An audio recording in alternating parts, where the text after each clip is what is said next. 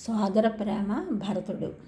శ్రీరామచంద్రుడు అరణ్యములకు వెళ్ళినాడని భరతుడు రాముని తిరిగి అయోధ్యకు తీసుకురావాలని మంత్రులు పరివారంతో బయలుదేరగా పురప్రజలు కూడా వారి వెంట వెడలిరి. మార్గమధ్యంలో భరతుడు భారద్వాజుని ఆశ్రమానికి వారి దర్శనార్థమై వెడలిరి.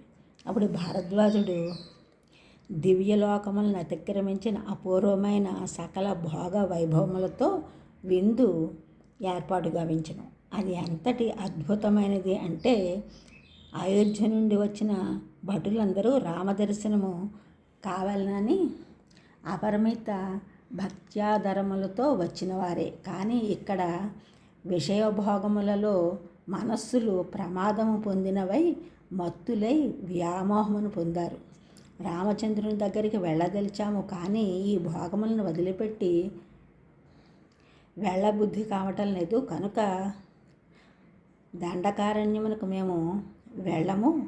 ఇంత దూరము మనల్ని తెచ్చిన భరతునికి క్షేమమవుగాక, ఎందుకంటే ఆయనతో రాబట్టే కదా ఈ భోగములన్నీ కలిగినవి అని భ్రాంతులై పలికారు.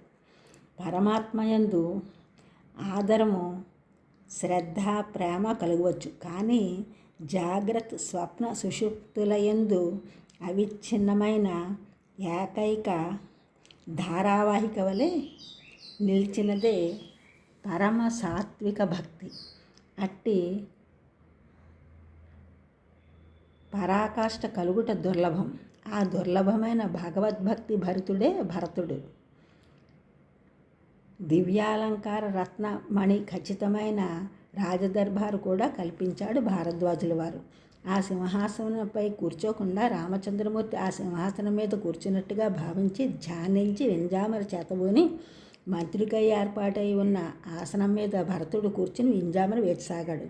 ఇక్కడ మనం గమనించవలసిన విషయం ఏమిటంటే, రాజ్యం స్వీకరించమని వశిష్ఠాదులు చెప్పినా ఈ విషయం లోకానికి తెలియకపోవచ్చు.